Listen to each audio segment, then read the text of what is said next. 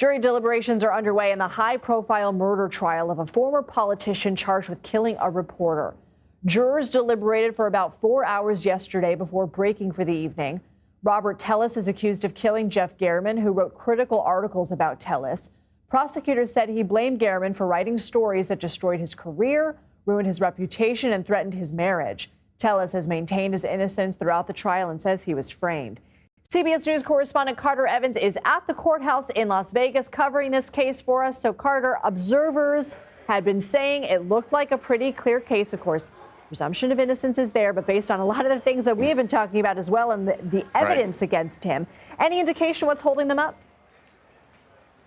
Okay, so something really big happened yesterday in the closing argument. When the defense was presenting its case, its closing, it brought in another picture that was already part of the evidence that prosecutors had brought in. It was of that alleged SUV that was driven by the murderer.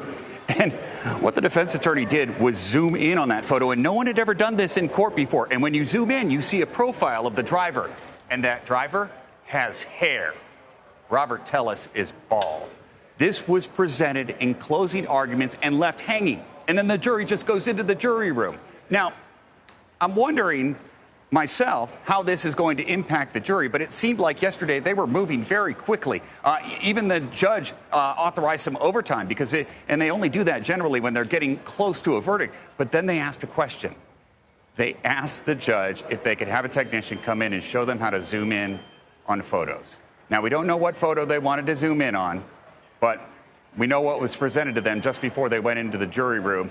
This could mean a big turn in this case. And I just spoke with the defense attorney as he was walking into court. And I said, did you just discover this? And he said, no, we knew about it all along. We were sitting on it and we wanted to drop it on them in the closing testimony and leave that impression with the jury as they go away thinking about reasonable doubt. Interesting strategy. We'll have to see if it pays off for them. So what exactly does the jury need to agree on here?